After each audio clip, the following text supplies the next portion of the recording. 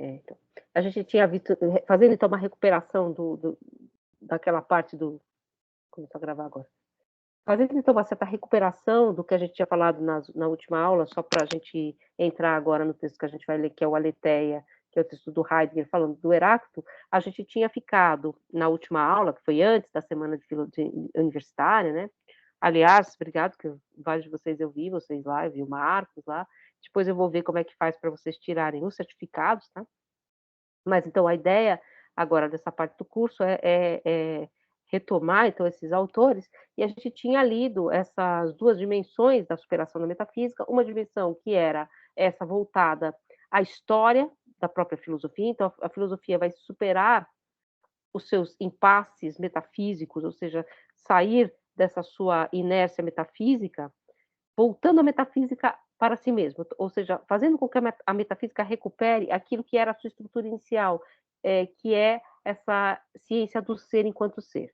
Essa é a dimensão heideggeriana. A outra dimensão é aquela que abandona a metafísica, deixa a metafísica como uma espécie de história externa à filosofia e transforma a filosofia numa espécie de método lógico, que é um pouco a dimensão do Carnap e a dimensão do que a gente chama de filosofia analítica. Não sei se vocês se lembram mais ou menos disso que a gente conversou na última aula, né? Acho que a gente já tinha falado dessas questões, e também está naquele videozinho. Então, vocês podem recuperar a aula e também ler o vídeo, ver o videozinho que fala um pouco dessas questões. Também é meu interesse com esse movimento, e hoje que é o movimento que a gente vai fazer hoje, é dar algumas pinceladas para vocês do que seria então uma filosofia antiga, porque a gente falou muito de filosofia moderna, né? Falou de Kant, né? De Hegel, e tal, mas a gente não falou nada da antiguidade, de Platão, falou um pouco pela Nicole, mas dá um pouco essas pinceladas, só que sempre por uma espécie de lente, de viés, vamos dizer assim, heideggeriano, tá? Então não é a filosofia grega, é a filosofia de Heidegger olhando para os gregos. Mas vai aparecer um pouco aqui os pré-socráticos, Parmênides, Heráclito, a dimensão platônica, que é um pouco, no caso heideggeriano, esse divisor de água em que a metafísica passa a entrar num caminho de esquecimento do ser, ou seja, esquecer qual é a pergunta originária que está posta por esses filósofos originários, que são Heráclito, Parmênides, que a gente vai ler, né? A gente vai ler esses 2 textos rapidamente, tá? Essa questão da Aletheia. Então, eu vou recuperar esses 2 textos, depois a gente vai ler um texto mais da tradição analítica, que é o texto do Quine, tá? Então, o meu movimento agora é mais ou menos esse, tá? E depois a gente vai fazer no final do curso, então vocês fizeram esses 3 fóruns, tá a prova, e aí a gente vai fazer mais um exercício só para o final do curso, tá? E aí o curso está fechado, vocês cumpriram o curso, tá? Enfim, se vocês fizerem essa prova e mais um exercício só, que vai ser mais ou menos em torno dessas questões que a gente vai ler agora, tá? Então, vocês conseguiram ler? Não, né? Vocês estão fazendo a prova, né? Então, esse trechinho que a gente vai ler agora, eu estou usando a edição dos pensadores dos pré-socráticos, tá? Porque nos pré-socráticos, você tem a organização dos trechos, né? Dos fragmentos, por exemplo, do Heráclito, dos fragmentos do poema de Parmênides, dos fragmentos de Anaximandro, que chegaram até nós, que foram organizados nessa edição, que é a edição tradicional dos pré-socráticos, que está aqui nos Pensadores, mas também foi acrescentada nessa edição dos Pensadores uma doxografia, né, que eu falei para vocês o que é doxografia, né, que é esse comentário, dox é opinião, ou seja, os comentários em torno dessa coletânea de trechos. E uma das partes dessa doxografia, então tem texto de Hegel, tem texto de Nietzsche, é exatamente o fragmento Aletheia do Heidegger, tá? Então, que ele vai falar exatamente sobre um fragmento 16 do Heráclito. Então, esse fragmento 16, ele vai, inclusive, criticar um pouco a organização dos fragmentos, né? Ele vai dizer que esse deveria ser o primeiro e não o de número 16, tal como foi organizado pelo... acho que foi o Diels que organizou, foi um alemão, que organizou essa coletânea, que é o que a gente segue até hoje. Ele critica um pouco essa organização, ele vai dizer por quê, então ele começa, então, comentando essa primeira dimensão do fragmento 16, e vai ser todo um texto construído em torno de uma ideia, que é a noção de aletheia, ou aletheia, tá? Que é uma palavra com que se diz verdade em grego, verdade ou realidade, tá? Então, aletheia pode ser também real, Então, aletheia é real, vocês vão ver nas traduções de grego, se vocês forem depois fazer alguma aula, né, de grego ou estudar filosofia antiga, o semestre que vem tem filosofia antiga que vocês podem fazer e tal. Se vocês forem entrar um pouco por essas vertentes, vocês vão ver que essa palavra e os derivados dessa palavra são usados nos textos de Platão, nos textos de Aristóteles, para dizer às vezes realidade, real. Você vai olhar, está traduzido por real, você vai olhar uma palavra que é derivada dessa palavra aletheia. Então, aletheia é a palavra em grego que diz verdade, que foi traduzida, portanto, como vai dizer Heidegger, pelo latim veritas. Né? Então, a gente traduziu a verdade grega em veritas, pelo veritas latino, que veio para nós verdade e que também se transformou na noção de verdade como uma espécie de certeza. A verdade é ter certeza. O que é verdade? É ter certeza para o moderno. O que o Heidegger vai fazer? Sim, vamos retomar o que para um grego era convocado quando se dizia aletheia. Como essa palavra ressoava na própria língua grega. E aí ele vai, portanto, ao grego, né? Ele vai, portanto, a essa estrutura do grego. E aí ele começa falando um pouco desse texto do Heráclito, como ele chegou a nós, né? E o Heráclito é considerado o escoteinos, né? Então, o escoteinos é o obscuro. Então, ele já era chamado de obscuro na época grega, não é porque os trechos chegaram para nós aos pedaços. E ele vai comentar toda essa construção do texto, né? Então, chegou para nós pelo Diógenes Laércio, que é aquele que eu falei para vocês quando eu falei do ceticismo, não sei se vocês se lembram, né? Quando que Diógenes cético e o Diógenes Laércio, que é esse autor que compilou essas histórias de filósofos. Então chegou para nós também pelos padres da igreja. E ele vai falar, inclusive, como esses padres da igreja, num certo sentido, que foram aqueles que compilaram esses trechos para nós, interpretaram essas questões de um ponto de vista já metafísico, que é exatamente essa noção de uma separação entre um universo que é sensível e um Deus, ou uma construção divina, ou uma construção ideal, que está fora dessa construção sensível, que já é um elemento que a metafísica platônica colocou no pensamento e que o cristianismo depois recuperou. Então, ele vai falar um pouco aqui logo no começo sobre o texto, né? Então, uma parte também foi citada pelo Sextus Empírico, que é um filósofo cético, que depois a gente vai ver ser citado pelo Porchat, que a gente vai ver mais para frente, pelo Clemente de Alexandria. Então, como esses textos chegaram até nós? Chegaram citados por outros autores. E, portanto, chegaram para nós reinterpretados por esses autores, né? Então, recolocados numa outra dimensão por esses autores. E ele vai dizer assim: é por isso que sempre apenas podemos encontrar, através de um exame mais rigoroso do lugar em que se situa o fragmento nas obras dos autores posteriores, aquele contexto em que a citação foi por eles inserida, mas não aquele em que foi extraído de Heráclito. Então, você está muito preso nesse sentido a como esse texto chegou até nós. Então, é um pouco esse movimento que ele quer fazer, de tentar encontrar o que seria exatamente a dimensão desses fragmentos para o próprio Heráclito. E ele vai falar também dessa ideia, né, de que você convocou esse texto dentro de uma outra estrutura. Ele fala um pouco aqui o fato do nosso pensar só encontrar com tanta dificuldade o caminho para o que garante a unidade, mesmo que fosse apenas para encontrá-la com o olhar, tal fato não pode residir nem na limitação do entendimento comum, nem numa versão e perspectiva que inquietam os hábitos e perturbam aquilo que é corrente. Podemos antes presumir outra coisa. Sabemos e cremos com demasiada pressa para podermos sentir-nos familiares no questionamento realmente experimentado. Então, a gente tem essa rapidez que apaga exatamente essa ideia de Talmazen, né, que é uma ideia grega de estranhar o texto. Então, a gente tem essa rapidez de compreensão, rapidez de colocação, de classificação, que é própria ao homem moderno. E aí ele vai pegar o primeiro trecho que ele quer comentar do Heráclito, que é o Heráclito, é o fragmento de número 16, e aí ele cita aqui em grego, nessa parte, né? Enfim, ele diz,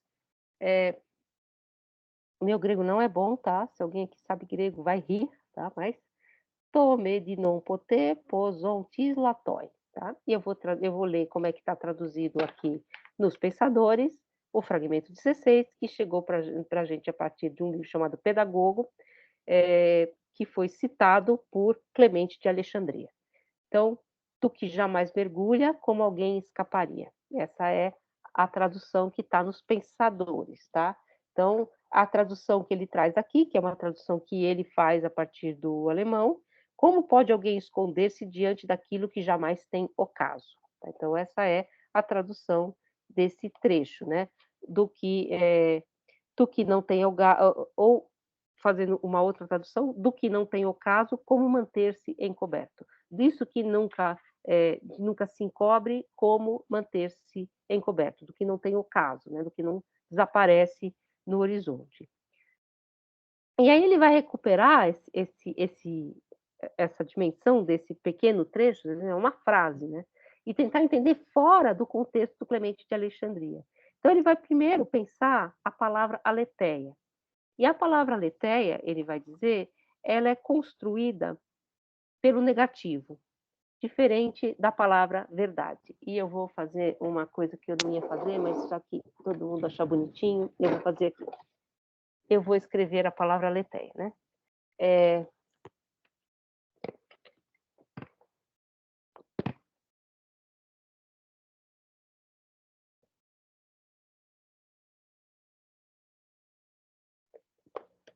Vocês conseguem ler? O aletheia, tá?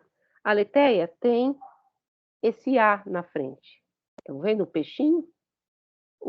Esse A é o alfa privativo. O alfa privativo é uma partícula que diz não, em grego. O alfa privativo. Como, por exemplo, quando você diz anormal.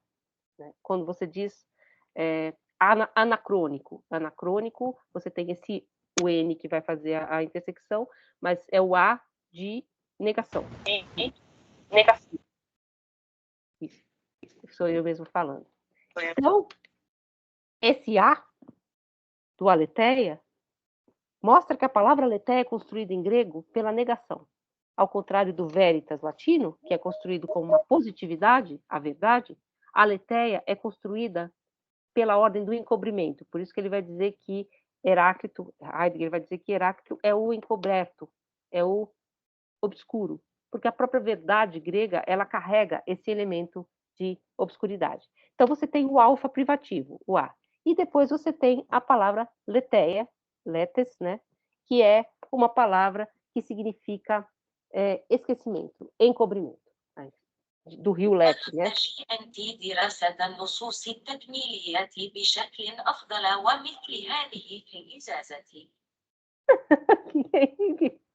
Você está traduzindo o que eu estou falando?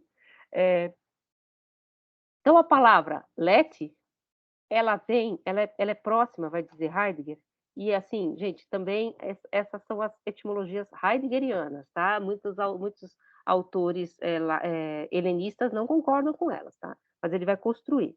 Ele vai dizer que a segunda parte da palavra, ela diz respeito, diz, a sentença de Heráclito é uma questão. A palavra em que essa questão se consuma, no sentido do telos, nomeia aquilo de onde parte o questionário.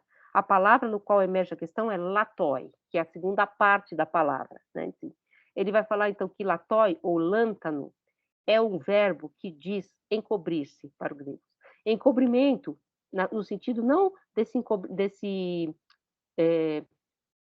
desaparecimento moderno, é um encobrimento, é o manter-se encoberto. Inclusive, essa palavra letis quer dizer esquecer, né? Letis quer dizer esquecimento. Só que não é, ele vai dizer, o esquecimento moderno, porque o esquecimento moderno é um esquecimento da ordem da posse. Eu esqueço, por exemplo, eu esqueço a minha senha, aliás, eu esqueço sempre. Você esquece a sua senha porque você tem a sua senha, ela é sua. Você se aposta dessa senha como algo que você tem na sua consciência. Não é esse o esquecimento grego. O esquecimento grego é diferente, é um encobrimento, é um manter-se encoberto. E aí ele recupera, a Heidegger, a figura do Homero, que está em Homero, do Ulisses. Quando Ulisses chega entre os feácios, não sei se vocês se lembram dessa parte Ai, vai cair a luzinha. Dessa parte do texto do Homero, é um momento em que o Ulisses chega numa corte, ele está tentando voltar para Ítaca, ele chega numa corte, e esses homens o recebem, essa corte o recebe, os feácios, e um Aedo, um músico, canta para ele. E canta as glórias da Ilíada. Portanto, canta para Ulisses, que ele não sabe que é Ulisses, as glórias do próprio Ulisses. Canta, portanto, as glórias da guerra. E canta para todo mundo, e canta para o convidado, é um convidado que chegou na casa, e o Aedo percebe que Ulisses fica triste, porque Ulisses se encobre, ele está encoberto, porque ninguém sabe que ele é Ulisses, ele está escondido, e ele também se esconde, ele se esconde nesse sentido de que não que ele se esconde para chorar, mas ele se encobre. E a palavra que está usada aí, o verbo que está usado aí, é o verbo lântano. Então, o que o Heidegger recupera? Ele recupera, a partir do Homero, como essa palavra, como esse termo, como esse verbo, ele ressoa para um grego.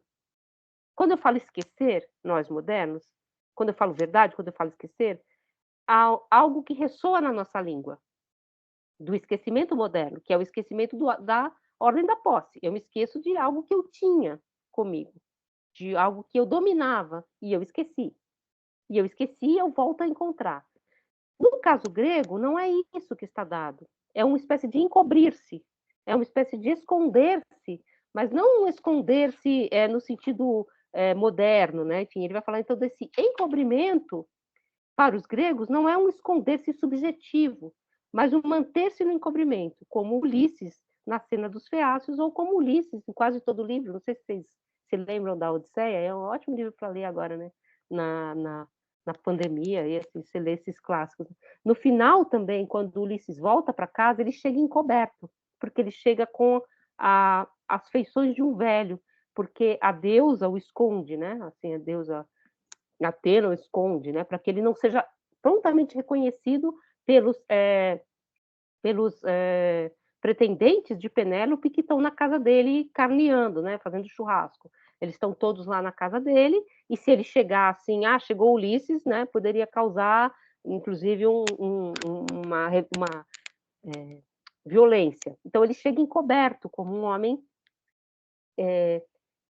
dentro de uma bolha, né? Assim, ele não está fantasiado, ele está encoberto, ele está no encobrimento, até que ele vem à luz e eles percebem que ele é Ulisses, né? Então, esse movimento é o que o Heidegger recupera para entender esse verbo para os gregos, e para entender, portanto, o que ressoa quando os gregos ouvem a palavra aletheia, que é muito diferente do que ressoa quando a gente ouve a palavra verdade. Então, o que ele está tentando recuperar? Ele está tentando recuperar, nos gregos, o que era essa pergunta primeira pela verdade, que não é a nossa pergunta primeira pela verdade, né? A nossa pergunta, ela foi traduzida pelo latim veritas, e foi transformada depois pela história da filosofia. Heidegger vai falar em outro texto, não nesse aqui, que a noção de verdade, a partir de Descartes, ela se transforma também em uma espécie de método. Isso tudo é um falseamento que vai acontecendo durante a história da filosofia. Então, o que ele vai fazer, então, lendo esse fragmento de 16, ele lê, então, tomi de non poter, tom antis latoi. Latoi é o verbo final desse trecho, dessa partezinha que eu acabei de ler para vocês, que é o que tem ocaso, o que se esconde, o que se encobre. A palavra ocaso, que é a palavra que eu estou usando aqui para traduzir, tá? Do que não tem ocaso, como manter-se encoberto, é uma ideia do pôr-se do sol, né? O ocaso do sol. Inclusive, parênteses, os gregos não têm uma palavra para dizer pôr do sol, né? Então, é o que não tem ocaso, aquilo que não vem a esconder-se. Então, a gente poderia traduzir assim: como manter-se encoberto, faça aquilo que nunca se deita, faça aquilo que nunca se põe, a esse sol que nunca deixa o horizonte. Então, depois de explicar o que seria esse encobrimento, né, Heidegger, a pergunta seguinte é: o que nunca se deita? Qual é o sujeito dessa frase? Né? O que nunca se deita? Né? O que se esconde? O que nunca se deita? Do que está falando essa frase? Clemente de Alexandria, que foi aquele que recuperou a frase para nós, entende que é Deus. Né? entende dentro de uma estrutura cristã. Mas o que isso significava para um grego? E aí ele vai para um outro fragmento, que é o 123. O fragmento 123, vocês vão ouvir, se vocês fizerem filosofia, ser citado infinitas vezes, a physis, a natureza, a physis, aquilo que é, ou aquilo que nasce, aquilo que vem a ser, não é a nossa noção de natureza. Cryptestai, philei. Cryptestai é, de onde vem a nossa palavra cripta, aquilo que se esconde, né? Philei, ama. A physis, a natureza, ama esconder-se. Então ele junta esses dois fragmentos. Aquilo, daquilo que não tem ocaso, daquilo que nunca se encobre, como esconder-se, e a physis ama esconder-se. Então ele pega esses dois fragmentos e coloca um do lado do outro. Ou, pegando uma outra tradução, tá? Desse a physis ama esconder-se, que é do Carneiro Leão e do Sérgio Vublansky, que são ambos heideggerianos, ele traduz surgimento já tende ao encobrimento. É como eles traduzem esse trecho. Por que surgimento? Porque physis não é a nossa noção de natureza. Então, também é um surgimento. Então, essa tentativa de se aproximar da língua grega. O que nunca tem ocaso é aquilo que também ama esconder-se. A physis, a surgência do ser. É isso que o Heidegger vai dizer. Então, ele vai dizer que ambos os fragmentos, o fragmento 16 e o fragmento 123, se referem a physis, aquilo que é, aquilo que surge. No primeiro, ele diz como esconder-se daquilo que nunca tem ocaso. No segundo, ele diz isso que nunca tem ocaso, ama esconder-se. Então, essa ideia de uma espécie de vir à luz e de encobrimento, que estaria já dado na própria palavra aletheia, que a aletheia é aquilo que vem a ser, que vem à luz, que vem ao claro, mas exatamente porque se mantém encoberto, porque mantém-se esse núcleo de obscuridade. Como seria uma boa tradução de aletheia? Desencobrimento. Só que aquilo que é desencoberto é porque, de algum modo, carrega no seu núcleo a noção de encobrimento. Percebe? Então, é desencobrimento, porque para os gregos existe, então, toda uma relação entre esse claro e escuro do que vem a verdade. Então, a verdade, ela vem à clareira, não quando eu quero, mas quando ela quer. A physis, ela se entremostra quando ela quer vir à clareira e não quando eu convoco a verdade para o claro.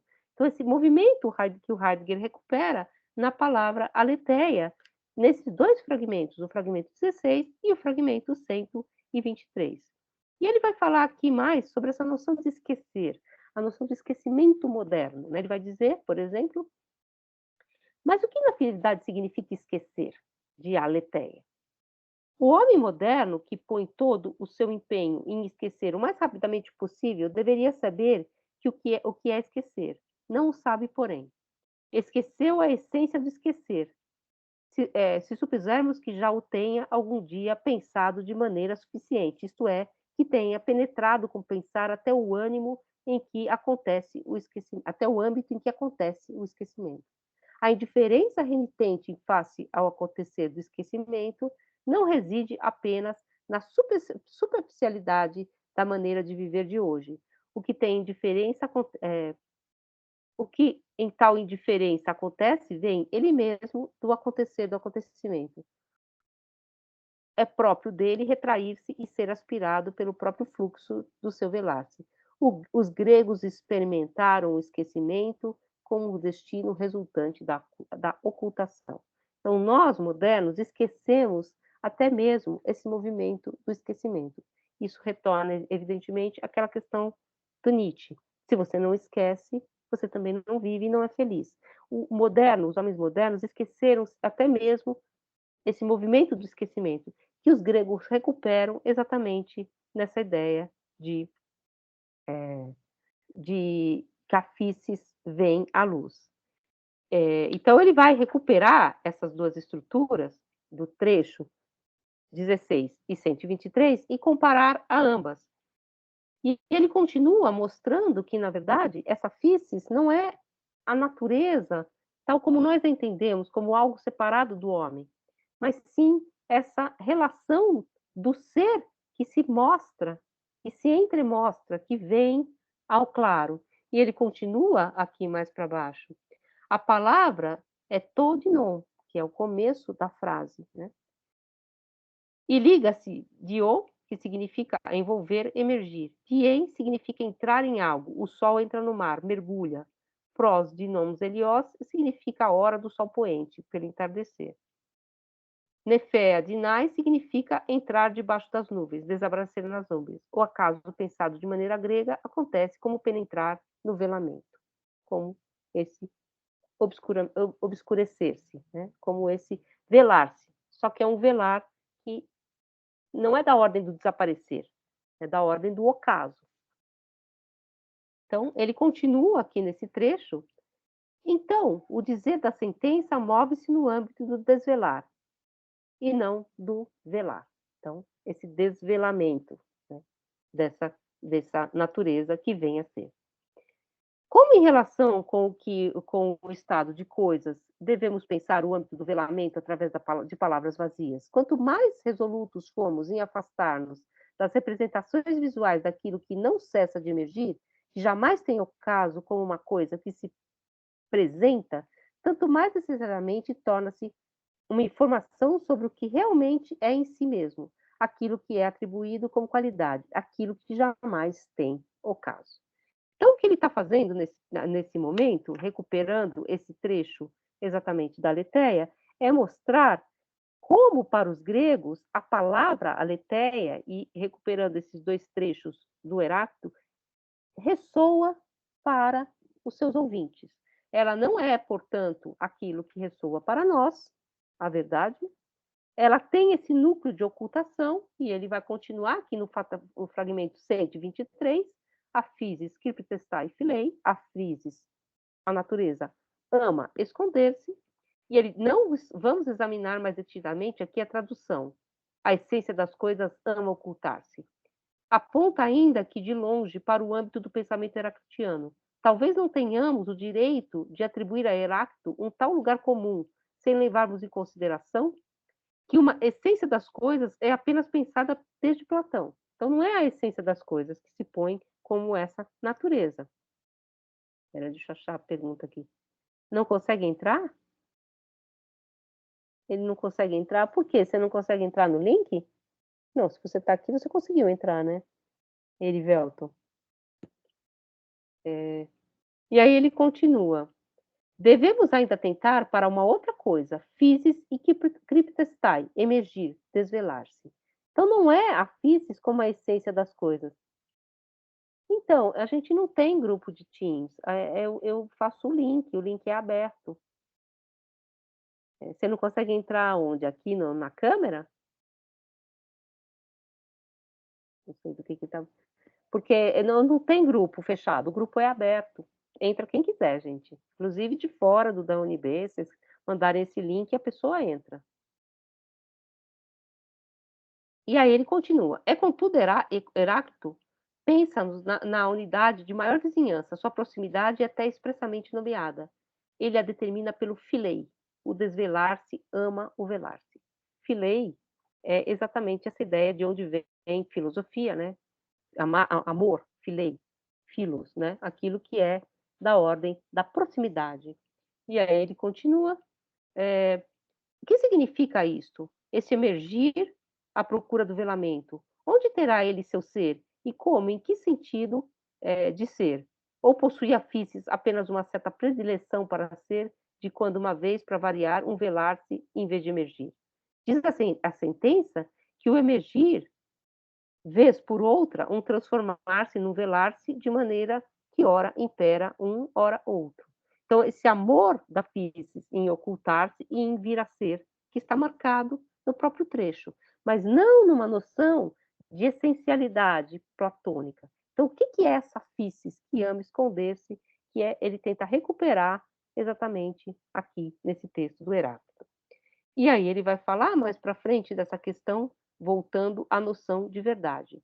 Apontar para physis, filia, harmonia, Diminuímos o indeterminado em que se tornou imperceptível para nós. Primeiramente, tome de non poter, aquilo que não que se esconde, aquilo que, contudo, jamais tem o caso. Entretanto, sem imagens e utópica é uma palavra que é criada a partir do grego, né? O u também é uma partícula de negação. Utópico é aquilo que não tem lugar, é um não lugar. Sobre o desvelar e o velar, tome forma uma notícia mais concreta sobre o lugar a que pertence propriamente o que foi nomeado. E aí ele continua mais embaixo. Nesse cresce e concresce tudo que faz parte do acontecimento do desvelar-se corretamente experimentado. É o concreto por excelência.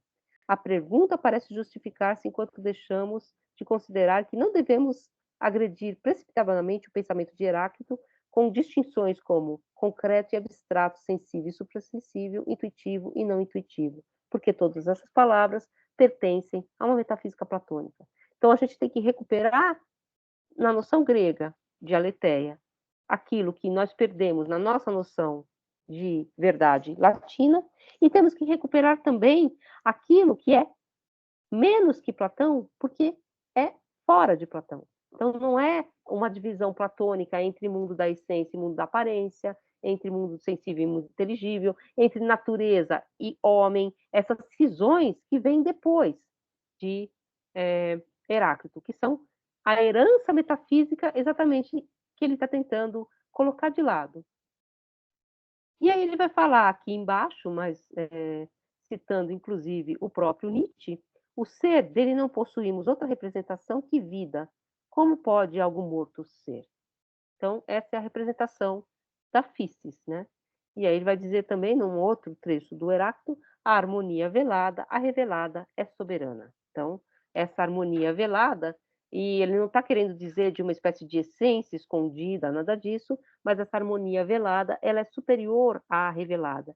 Então, essa ordem do que é obscuro, inclusive quando ele vai falar do Hegel e da leitura que Hegel faz de Heráclito, ele vai dizer que Hegel tenta tirar de Heráclito exatamente esse elemento de obscuridade, tenta trazer ao claro, tenta explicitar. E ao fazer isso, ao desvelar a verdade desaparece, porque a verdade, a aletheia, é esse velar que traz em si também uma ideia de ocultamento, que traz em si esse núcleo de ocultação que é próprio à verdade grega. Tá? E aí ele vai para um outro fragmento, o fragmento 30, tá, do Heráclito. Vou ler o fragmento 30 do Heráclito, isso na tradução dos pensadores, tá? O fragmento 30 diz assim: esse mundo, o mesmo de todos os seres, nenhum Deus, nenhum homem o fez, mas era e será um fogo sempre vivo, acendendo em medidas e apagando em medidas.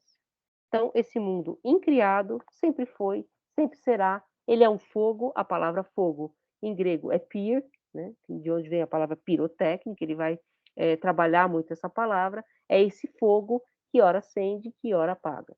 E aí ele diz, numa outra tradução, uma tradução que é mais próxima de recuperar o sentido hegeliano, heideggeriano desse trecho, cosmo em si, cosmo em si, nem antropon, nem teon criou, nem homem, nem Deus criou. Sempre extim, sempre é, e sempre será. Pyr, fogo vivo. Pyr é fogo em grego, acendendo e apagando segundo a medida. Ou seja, a physis é esse fogo sempre vivo. É zoon, que se entremostra na verdade grega, no desvelamento. Zoon é a palavra grega para dizer vida. Então, é essa vida que vem a ser, que se explicita, que aparece, que se entremostra no acontecimento. Não se trata, portanto, de uma questão de tradução. Tá? Não é recuperar a tradução e recuperar uma tradução melhor e dizer que a tradução latina está errada. Não é uma questão de tradução. Isso a gente vai ver também ser recuperado no texto do Parmênides. O problema não é a tradução e como nós podemos traduzir melhor. Ou de uma enunciação atomizada, de um enunciado, tal como fala Carnap. Ele diz isso, não é uma questão de um enunciado. Não adianta fazer um enunciado. A physis ama esconder-se. E aí eu vou ver se eu verifico que a físis ama esconder-se na natureza. Não é isso. Você tem que entender como essa língua, como esse modo de pensar está se organizando. Então, não adianta eu arrancar uma frase do todo, um enunciado, no modo do Carnap, e tentar comparar esse enunciado à realidade e ver se ele é verdadeiro ou falso. Porque esse enunciado, ele já carrega um todo de uma língua, por isso que ele recupera a palavra aletheia, carrega a noção de negação, carrega o verbo lântano, que é o esconder-se, carrega toda uma noção de esquecimento, carrega essa noção de ocultação. Quando você pronuncia a palavra aletheia, você pronuncia, portanto, no meio da linguagem, no meio da linguagem grega, trazendo o ressoar de todos esses elementos. Quando você diz a palavra verdade, a verdade moderna, a mesma coisa, você carrega todos esses elementos que a palavra comporta. Então, não é um enunciado atomizado, mas uma relação com a língua, com o ser que é convocado nessa língua, com a própria físis, que trata da pergunta inaugural, da pergunta originária, da pergunta pela verdade, da pergunta por aquilo que é. O que é físis? Né? Então, vocês vão me perguntar, né? A palavra de onde vem a nossa noção de física, de onde vem a palavra natura, natureza, do latim. A palavra natureza é a tradução da palavra físis. Só que físis, para um grego, não é a natureza, aquilo que não é o homem, aquilo que está fora do homem. Físis é mais do que isso. Físis é esse mover-se em direção a algo. Vocês estão aí, gente? Tem alguém aí? Sim, professora. Ainda Vocês estamos. estão voando demais? Está voando muito? Oi, a aula já começou? Brincadeira, brincadeira. Mas está voando demais essa parte? Bom, depois vocês forem ler, quando vocês tiverem um tempo de ler, porque eu sei que agora vocês estão fazendo a prova, né? E a prova não tem nada a ver com Heidegger e tal. Vocês vão recuperar esses trechos que eu estou falando, né? Então, não se trata, então, de uma questão de tradução, nem de um enunciado que pode ser logicamente avaliado, mas sim de um todo de uma língua que diz respeito, então, a essa noção de físis e de como o ser, ou seja, aquilo que é convocado por essa língua. Trata-se, portanto, de uma pergunta original, de uma pergunta primeira, de uma espécie de talmazen, de assombro diante dessa natureza que ama esconder-se. É o homem posto diante dessa natureza, dessa surgência, que é uma das traduções para a palavra físis, ele tenta perguntar para essa natureza. Não se trata, portanto, do pacote semântico ao qual remete a palavra. Então, não é assim, o que essa palavra significa? E ela é um pacote semântico, tal como Carnap vai perguntar. Carnap, sobre a noção de arqué, por exemplo, ele diz, arqué, que é aquilo que em grego diz, o cartaz, né? Você gostou? Desse aqui, né? É um cartaz de um... Então, mas isso, Erivelto, eu estava tentando te falar. A gente não tem grupo do Teams exatamente para evitar esse tipo de coisa. Eu fiz uma vez um curso, não aqui, na EAP, com um grupo do Teams e ninguém entrava. Então ficou todo mundo fora. Mas olha o que o Carnap diz sobre a noção de arqué, que é uma noção grega. Essa noção de arqué é a noção de origem. Arqué é aquilo, arcai, né? Então, tem um grupo aqui de pesquisa do Departamento de Filosofia que chama Arcai. Se escreve Achai, tá? Mas é Arcai. Arcai significa aquilo que é primeiro, é de onde vem a palavra arcaico, né? Daquilo que é original, aquilo que é o início, as primícias. Mas olha o que o Carnap diz sobre a palavra arqué. Ele diz: se pensarmos no significado original da palavra princípio e da palavra grega correspondente arqué, notamos o mesmo processo de desenvolvimento. A palavra é destituída explicitamente do significado original de início e ela já deve significar o que é primordialmente no tempo. Mas o que é primordial sobre outra perspectiva, especificamente metafísica? Os critérios para essa perspectiva metafísica não são fornecidos. Então, é a superação da metafísica pela análise lógica. Ou seja, a palavra é destituída de significado porque ela é uma concha oca. Ele diz, se eu pego uma palavra, arqué, não digo a que pacote semântico essa palavra se refere, eu posso colocar nela o que eu quiser. Seria o que o Carnap pediria da leitura de físis, que o Heidegger faz. Se eu não digo o que a palavra físis significa, ela é natureza. Não, ela não é natureza, mas o que ela é?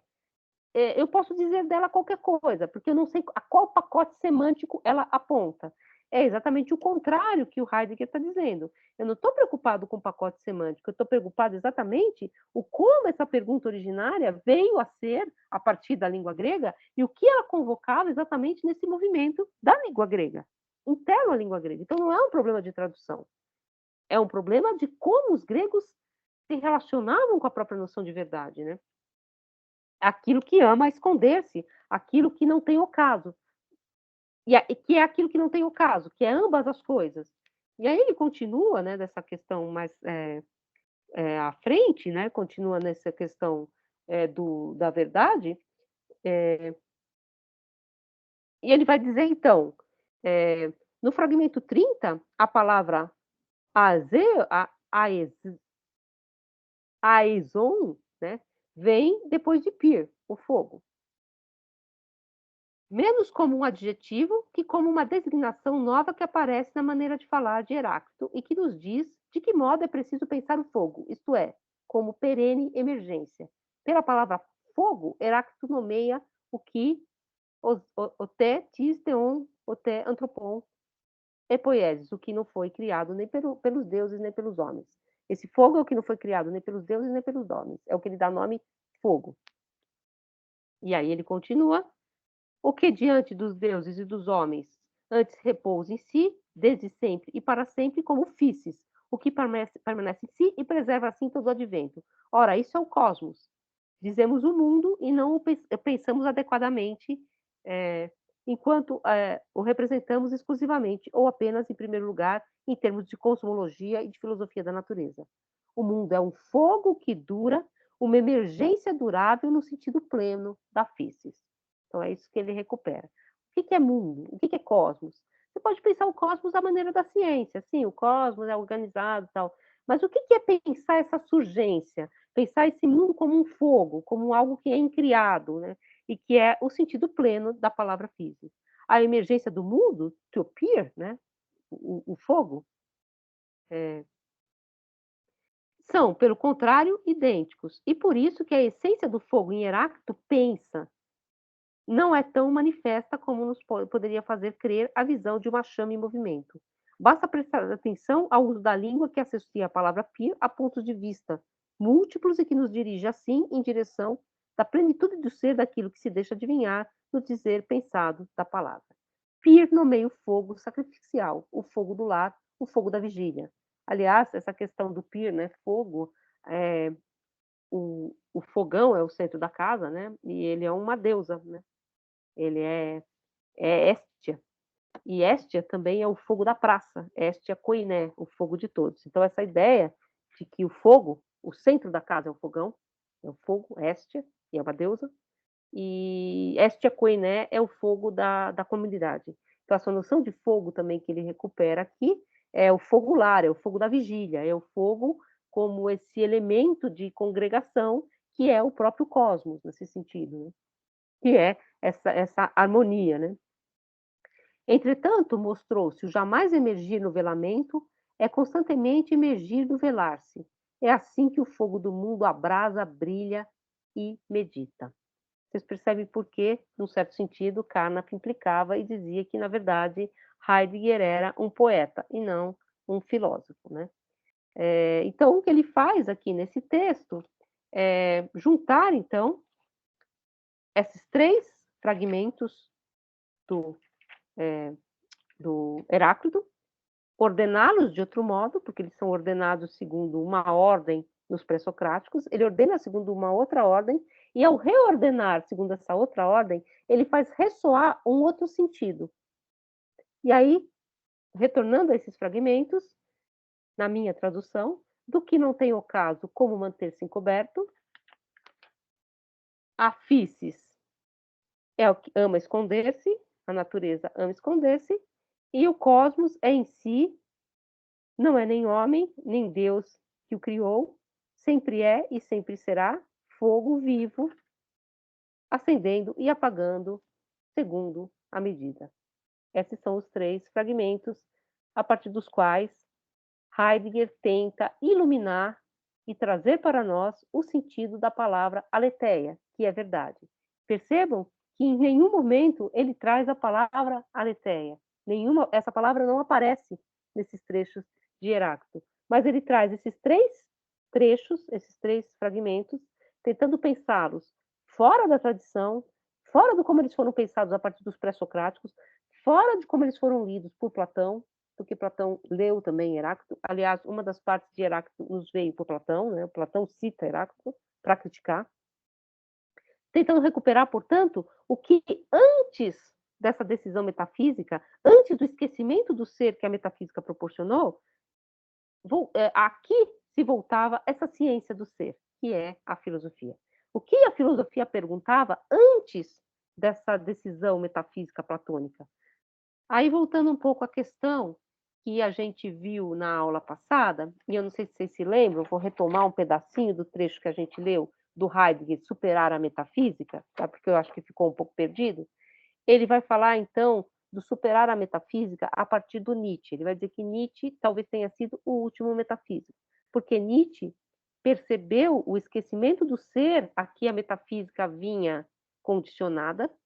Ele percebeu que a metafísica era um falseamento duplicador do mundo, então você tem o mundo sensível e o mundo inteligível, Nietzsche percebeu, mas Nietzsche não saiu da metafísica, não superou a metafísica. Por quê? Porque ele ficou preso na crítica à metafísica. Como é que eu supero a metafísica? Eu supero a metafísica, do ponto de vista de Heidegger, exatamente voltando a uma pergunta anterior à própria metafísica, que é exatamente voltar a Heráclito, mas não voltar ao Heráclito citado por Hegel, por Platão, por Clemente de Alexandria. É tentar voltar a Heráclito ele mesmo, tentar ouvir em Heráclito aquilo que ressoa no próprio Heráclito. E eu leio o trechinho do Superar a Metafísica. Falar da superação da metafísica também pode significar que a metafísica, e vocês se lembram dessa questão da metafísica, né? Que metafísica é uma palavra forjada, ela não é uma palavra grega, os gregos nunca usaram essa palavra, quer dizer, não os gregos clássicos, era uma palavra grega helenística, ela é uma palavra que foi criada para catalogar, para catalogação, né? Enfim, o lugar, a cozinha é o melhor lugar do mundo, este é Koiné, né? É o lugar que todo mundo fica central. Tem, inclusive, nada a ver, tá? Parênteses. Tem, inclusive, um ritual grego que a mãe passa a criança no fogo da casa para que essa criança seja aceita no lar, né? Ela passa a criança no fogo. Isso aparece no hino homérico a Deméter. A Deméter passa a criança no fogo, e aí você lê aquilo e pensa, meu, mas o que a mulher está flambando a criança, está fritando o neném? Porque a gente lê aquilo e não entende. Aí a ideia é essa, ela faz com que a criança seja incorporada ao lar, que ela seja incorporada a essa família, fazendo com que a criança seja meio fritada, não a fritada da criança. Então, que é exatamente essa noção de fogo, de Hestia, né? Hestia, que é essa imagem de uma deusa lá, de uma deusa... ela não é uma deusa, ela é uma divindade, mas ela é uma divindade da casa, né? E aí aparece isso no hino homérico a Deméter. Mas voltando à metafísica, então metafísica é uma palavra, como eu falei para vocês, é uma palavra helenística, foi um alexandrino que, ao precisar catalogar as obras de Aristóteles, catalogou aquilo que vem depois da física, ou seja, a ciência que vem depois da física, como metafísica. E ele deu esse nome. Mas Aristóteles diz filosofia primeira, que é a filosofia do ser como ser. E é exatamente isso que vem se perdendo, essa ideia de pensar o ser, de pensar a physis, de perguntar pela physis, não de dominá-la, não de torná-la clara, não de transformá-la num conceito, não de transformá-la numa ciência, mas sim de perguntar por esse ser. E aí ele fala aqui, falar da superação da metafísica também pode significar que a metafísica continua sendo o nome do platonismo. E é por isso que ele recupera para além de Platão. Não é Platão que está aqui, tá? É Heráclito. Que se oferece ao mundo moderno na interpretação que Nietzsche e Schopenhauer deram dele. A derrubada do platonismo, derrubada segundo a qual as coisas sensíveis tornam-se para Nietzsche o mundo verdadeiro e as coisas suprassensíveis o mundo ilusório, permanece inteiramente dentro da metafísica. Porque o que Nietzsche faz? Ele inverte a posição da metafísica platônica, mas ao inverter, você se mantém no mesmo lugar da metafísica platônica. O que Nietzsche faz? Ele diz que os sentidos e a vida, ele até o Heidegger citou aqui, e Heidegger citou aquele livro do Nietzsche que foi forjado, que eu falei para vocês, A Vontade de Poder, que a vida é algo que eu não posso avaliar, porque a vida, da vida eu não saio, né? Não tenho como me avaliar a vida.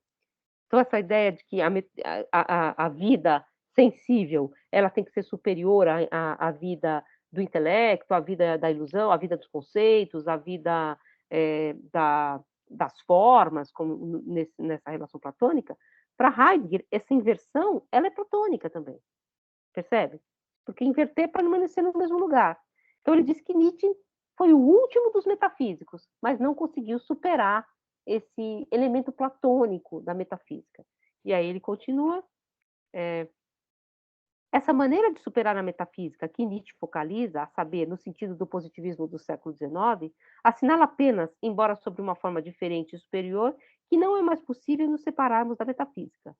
De certo parece que o meta em metafísica, a passagem por transcendência ao suprassensível, seja aqui afastada em favor de uma instalação permanente no lado elementar da realidade sensível, enquanto o esquecimento do ser é simplesmente levado a termo e o suprassensível, como vontade de poder, é liberado e colocado em ação. Então, ele diz que Nietzsche é o último dos metafísicos, exatamente porque percebe a decisão metafísica, que é separar o mundo em dois, que é esquecer a pergunta originária pelo ser, mas ele simplesmente inverte essa metafísica.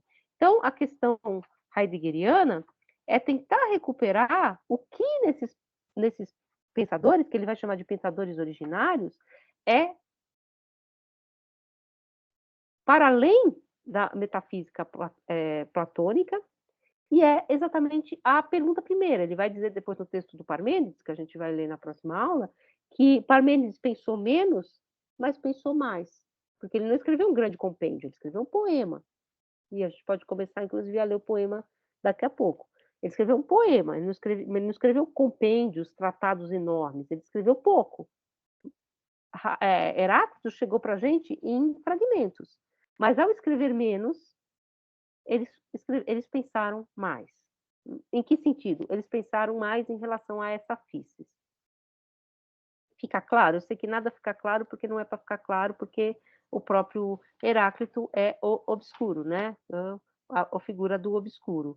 Então, ele convoca aqui essa figura do obscuro, Heráclito, exatamente para falar do que seria a metafísica antes da metafísica platônica, aristotélica. Antes da metafísica se transformar a pergunta pelo verdadeiro ou falso. Antes da metafísica se tornar um discurso. Antes da metafísica se transformar numa dualidade entre o mundo sensível e o mundo inteligível discursivo. Antes dessas questões, como é que a physis, ou seja, aquilo que é, aquilo que surge, aquilo que há, né? Se vocês quiserem pegar depois o texto do Quine, sobre o que há, aquilo que é, como aquilo que é era convocado pelos gregos. E aí ele recupera essa noção da palavra aletheia como desvelamento. Vocês têm alguma questão sobre essa parte da aletheia? Não? Sim? Porque aí eu posso falar um pouquinho agora da outra figura, que é a figura do... Professora, diga.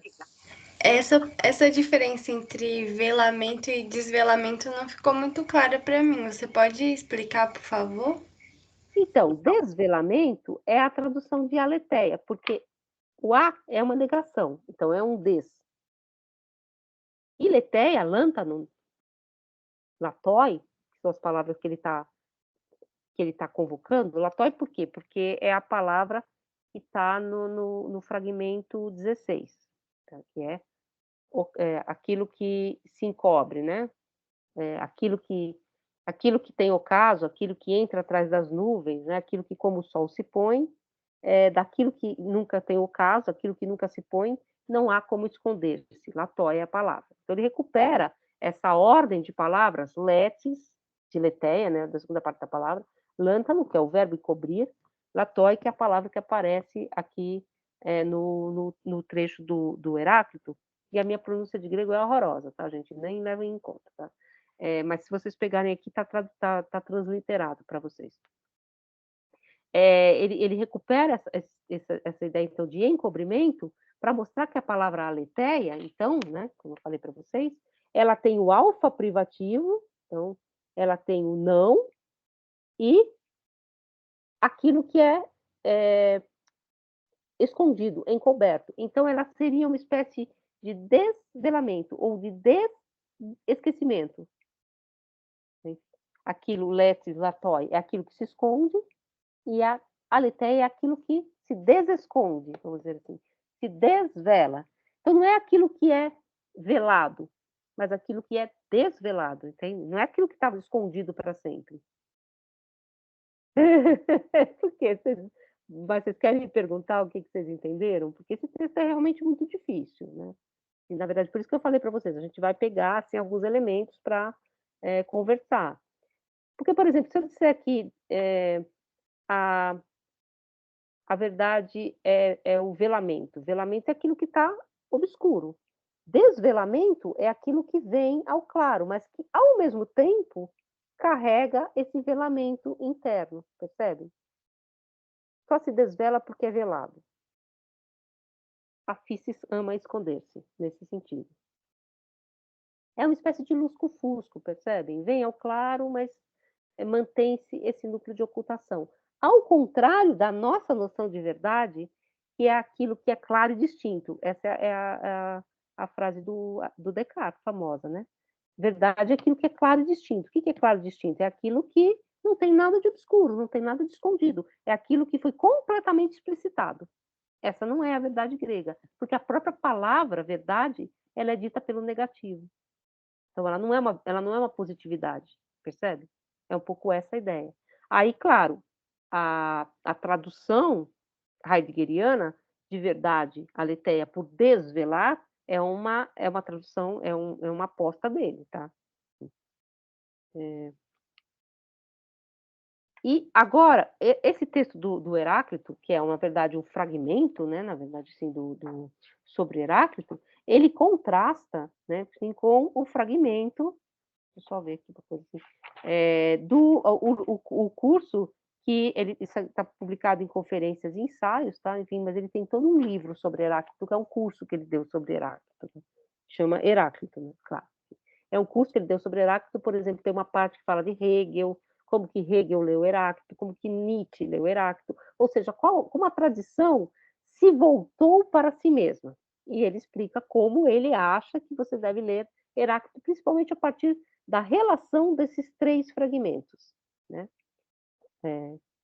Daquilo que não tem ocaso como esconder-se, a Físis ama esconder-se, e o cosmos é esse fogo incriado, que não foi criado nem por Deus nem pelos homens, e que se mantém sempre na emergência. Então, esses três fragmentos, o terceiro eu traduzi agora bem livremente, ele tenta encadear para mostrar como que Heráclito pensava a noção de aletheia. Esse texto vai contrastar um pouco com o curso do Parmênides. E por que é interessante Parmênides e Heráclito? Porque Parmênides e Heráclito são um par grego, em que um é o filósofo do ser, Parmênides, e o outro é um filósofo do vir a ser, Heráclito. Heráclito é famoso por aquela frase, né? No mesmo rio entramos e não entramos, somos e não somos, vocês já ouviram isso. E Parmênides é o filósofo do ser. Então, a oposição platônica põe de um lado Parmênides, do outro lado Heráclito. E Platão se aproxima mais de Parmênides e critica Heráclito. O que Heidegger vai dizer? Sim, mas se a gente se aproximar não de Platão, ou do Heráclito e do Parmênides, de Platão, mas de Heráclito e Parmênides, eles são mais próximos, eles estão mais aproximados do que parece para a tradição. Eles são ambos filósofos que perguntam sobre a Físis, tá? Perguntam sobre o ser. Então, só para contextualizar um pouco essa questão do Parmênides, Heidegger, em 1928, ele vai escrever uma introdução à filosofia, que nem esse curso aqui. Então, ele dá uma introdução à filosofia em 1928, que é exatamente a data do texto do Carnap. Então, é bem nesse debate com o Carnap, porque em 1929 que é escrito o manifesto do Círculo de Viena, então está bem nesse embate, né? E o Carnap vai fazer uma crítica ao texto do Heidegger, mostrando que o texto não significa nada, né, como eu falei para vocês, de que você pegar essa frase, que o nada nadifica, que o fogo é aquilo que emerge, como é que eu vejo, como é que eu verifico na realidade? Se eu não verifico na realidade, se não é lógico nem matemático, portanto não tem sentido, é enunciado destituído de sentido. Vocês se lembram disso que eu falei na aula passada. Então, Heidegger, em 1928, nessa introdução à filosofia, ele está um pouco nesse contexto. E ele deve, então, ele tenta pensar que introdução à filosofia, introduzir alguém à filosofia, não é como abrir uma porta e mandar alguém entrar. Tá, ó, eu estou te introduzindo no quarto, então eu abro a porta e você entra, né? Eu estou te introduzindo no Teams, aí eu coloco seu nome lá. Então não é isso, introduzir a filosofia. Porque, num certo sentido, você só introduz alguém a algum lugar quando esse alguém está fora. Então, você está fora da filosofia. Então, existiria algo que é a filosofia, como um núcleo fechado, e alguém que está fora dessa filosofia, que é alguém que não filosofa, que não pertence a essa filosofia. Então, você só abre a porta para alguém que está fora da filosofia. E que a filosofia, portanto, seria uma espécie de teoria iniciática, a qual alguns são iniciados, ou é uma teoria da argumentação, ao qual alguns são especializados, para a qual alguns são especializados.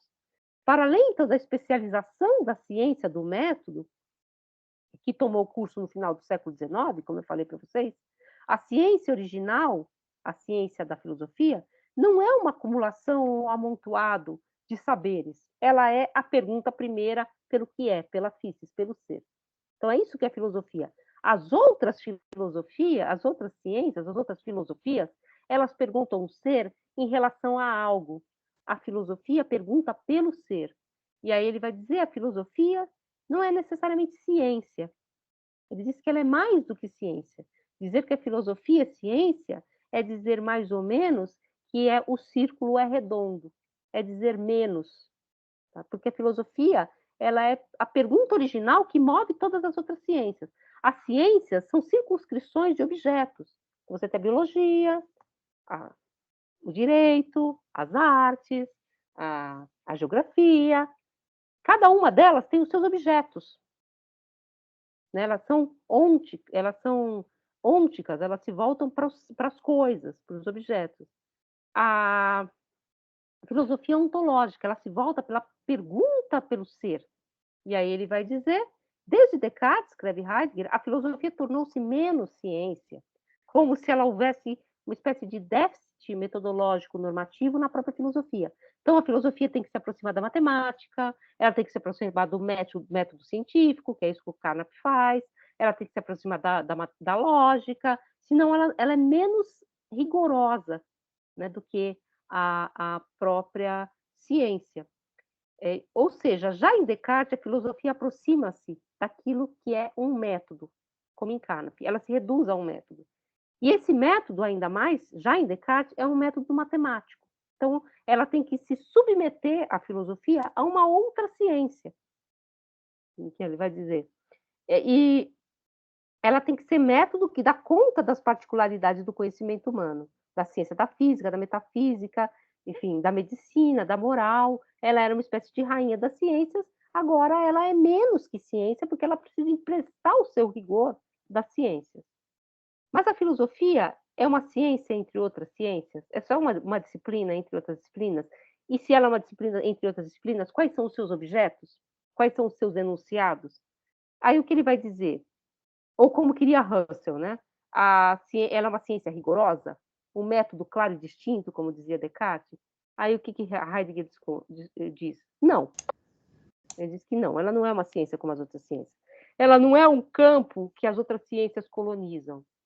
E aí ele vai dizer assim, precisamos dizer de antemão, escreve em 1928 Heidegger, a filosofia não é nenhuma ciência. Será que a filosofia é, então, por natureza, não científica? Será que não pertence à universidade? Será, afinal, que tem razão aqueles que, segundo Schopenhauer e Nietzsche, tomam a filosofia universitária por um construto extremamente questionável? Então, será que, já que a filosofia não é ciência, o que a gente está fazendo aqui? Então, hoje em dia, ainda que a gente está nesse embate, né, de que a ciência está sendo colocada em questão, isso é para dizer que a filosofia é ciência. ou a filosofia como disciplina universitária é realmente uma coisa muito questionável. Como já dizia Nietzsche, né? Você vai filosofar com hora marcada? A resposta do Heidegger é bem heideggeriana. Ele diz sim e não. Ela é e não é ciência. Se a equação filosofar procede então, diz Heidegger, isso significa que a filosofia precisa ser determinada a partir de si mesmo, e não em relação à matemática, em relação ao método, em relação à empiria, em relação à lógica. Ela precisa se definir a si mesma. A filosofia, escreve o autor, nesse curso introdutório de 1928, a filosofia convém à predicação científica, mas como convém ao círculo predicado arredondado. Ou seja, quando você diz que o círculo é arredondado, você diz algo que se aproxima do círculo, mas é menos do que o círculo, percebe? Mas assim como o círculo não pode ser definido pelo arredondado, por meio de algo que, em certa medida, só apresenta um decréscimo, uma privação de sua essência, também a filosofia não está totalmente contemplada na definição de ciência. Ela é menos que ciência, mas ela também é mais. A única coisa que podemos dizer, diz Heidegger, é que a ciência por sua parte, reside na filosofia, em um sentido originário. Filosofia, em verdade, é a origem da ciência. Exatamente por isso, contudo, ela não é ciência, porque ela é ciência originária. Ela é a primeira pergunta. Ela é a pergunta que origina todas as outras ciências. Já nos anos 40, que é esses textos que a gente está lendo, do Heráclito e do Parmênides, ele vai exatamente procurar, nesse núcleo, né, originário, então, o que a filosofia perdeu nesse caminho das ciências, quando a filosofia precisa emprestar de outras disciplinas um rigor que ela não tem mais. Por exemplo, Descartes vai dizer que a filosofia tem que ser matemática. Kant vai dizer que a filosofia tem que se aproximar da física. Carnap diz que a filosofia deve ser lógica e método. Ou seja, a filosofia ela passa a sofrer de um déficit de cientificidade. E aí o que o Heidegger vai dizer? Isso é como dizer que o círculo é arredondado. O déficit é para mais e não para menos.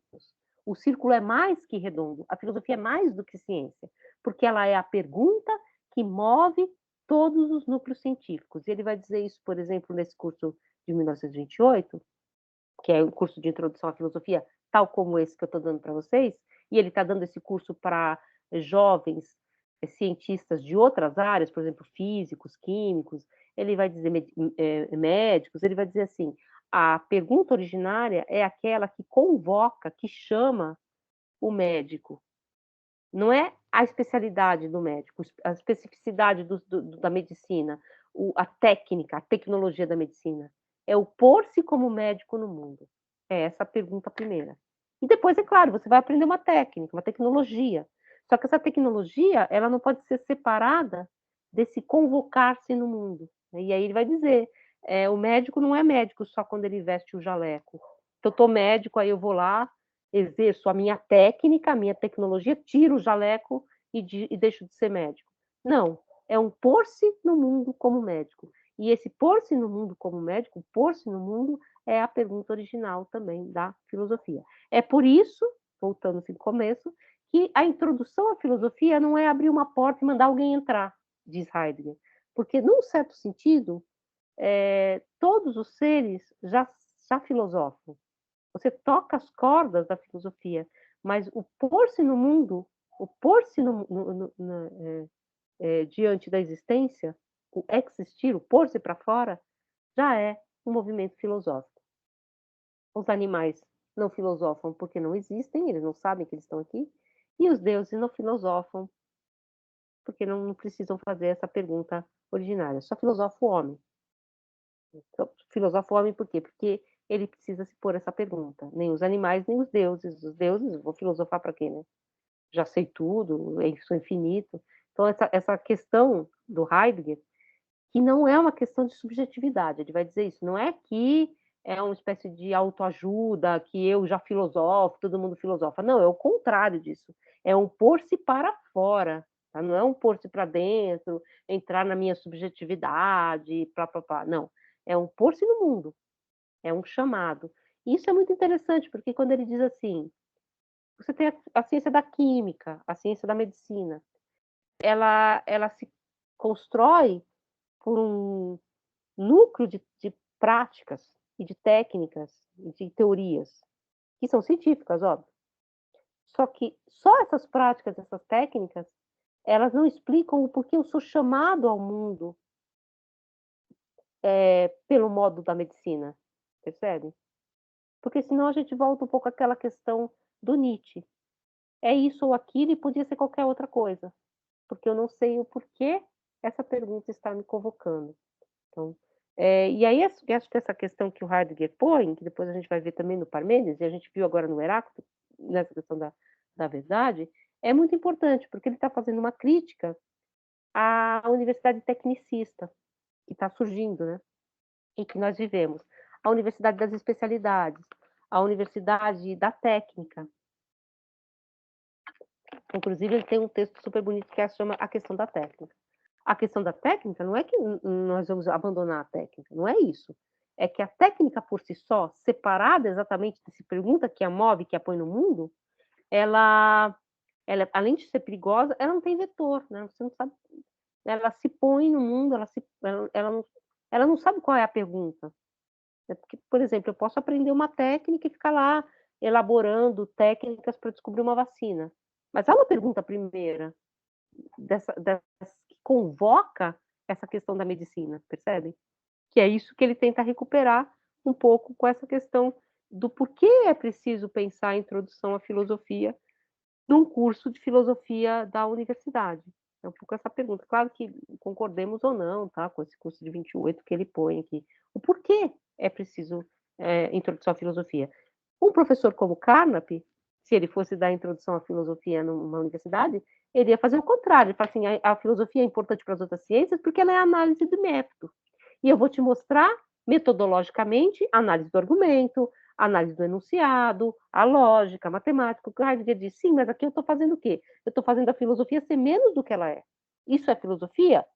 São procedimentos, ótimo. Mas isso não é a pergunta primeiro originária. Não é aquilo que convoca o ser médico, o ser químico, para dentro de uma sociedade.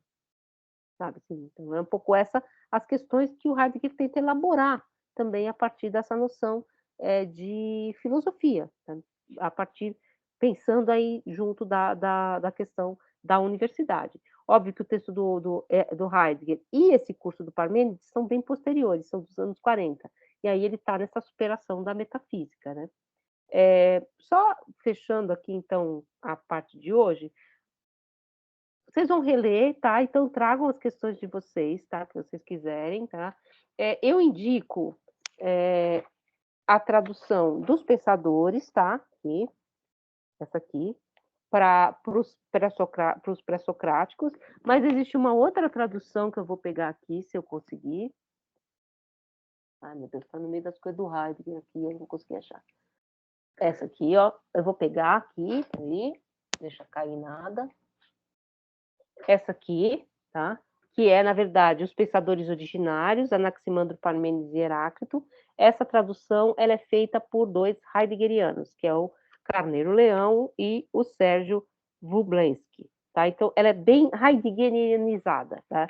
Então, se vocês compararem, vocês vão perceber um pouco o como é bem diferente, tá? Na verdade, essa aqui é uma edição antiga, eu tenho uma edição mais nova, que é mais bonitinha, inclusive, porque essa edição aqui, ela está desmontada, heideggerianamente desmontada. Ela foi nadificada. Então, vocês podem usar essa aqui também, mas existem várias outras traduções do poema de Parmênides, tá? Que vocês podem pegar, inclusive, na internet, se vocês quiserem. Existem umas traduções bem boas também. Existe um grupo que chama o CIA, que é um grupo de tradução de uma universidade, tem esse poema do Parmênides. Eu prefiro, de todas as traduções, essa daqui, tá? Que é a tradução do João, deixa eu ver se o nome, peraí, deixa eu achar o nome do rapaz, senão eu vou perder aqui do caderno.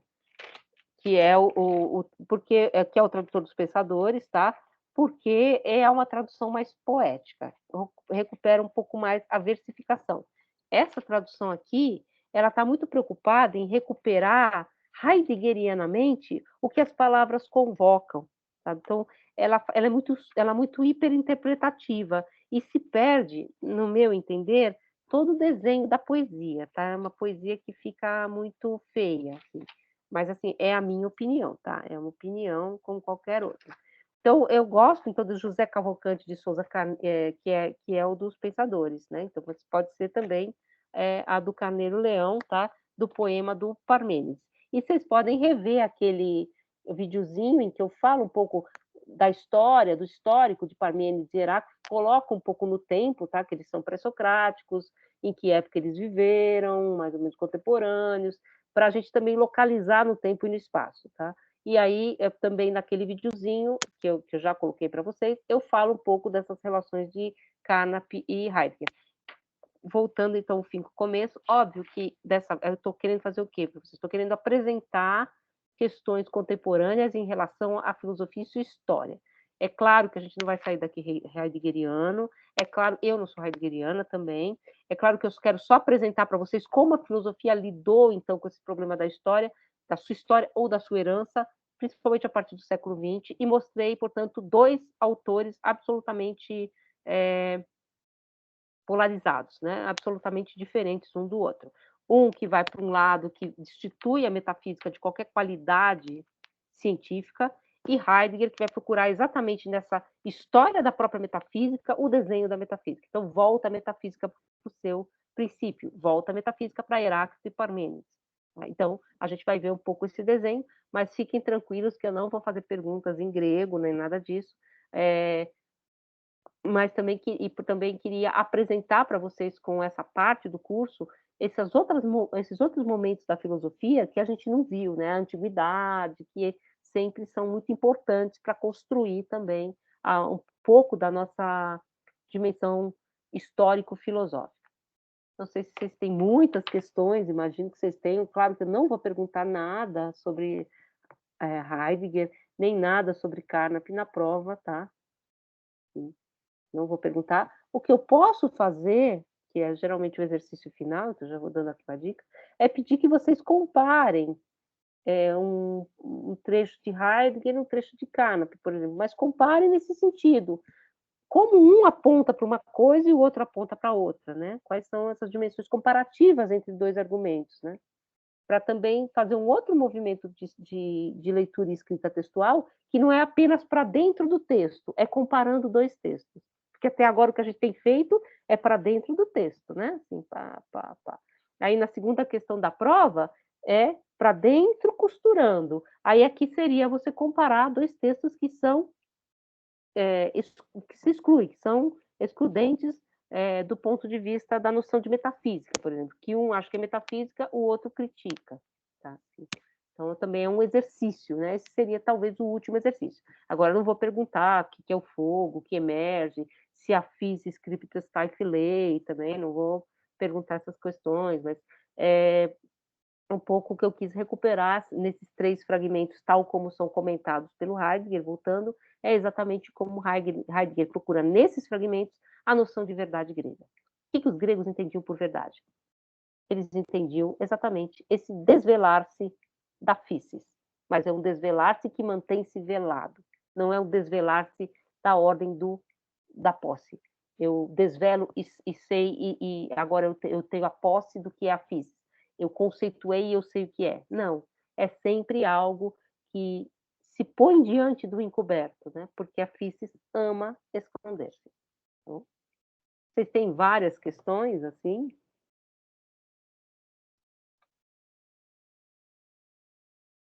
Silêncio.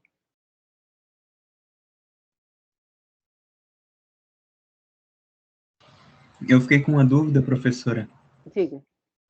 Em relação a esse desvelar, né? Quando eu li o texto, eu imaginei esse desvelar mais como uma coisa mais explícita, sabe? Só que de vez em quando fala que é mais oculto, então eu fiquei meio na dúvida se essa verdade ela tá sempre lá e não tenta se esconder, ou então ela é sutil. e é difícil de achar. Então, ela é um pouco assim, a gente tem uma noção que é moderna, que é toda a crítica que o Heidegger vai fazer à modernidade, de que é a noção moderna de physis, né? Que a noção moderna é a physis ama esconder-se. Isso. Por que a physis ama esconder-se? É só o Heráclito disse somente que a physis ama esconder-se. Por que ela ama esconder-se? Na verdade, é um pouco a questão que o Heidegger está tentando pôr, porque exatamente a noção de verdade, para o grego, carrega essa noção de esconder-se.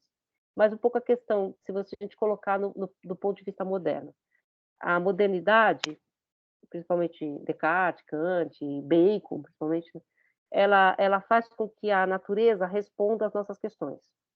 A natureza é colocada no banco dos réus, né? Ela tem que responder. Nós fazemos questionamentos e a natureza responde. Essa é a noção de experiência moderna, a noção de experimento. O que é um experimento? Eu vou fazer uma pergunta controlada para a natureza e obrigar a natureza a responder. Não é assim que a gente lida com a natureza? Esse é o modo moderno de lidar com a natureza, que é o modo da dominação.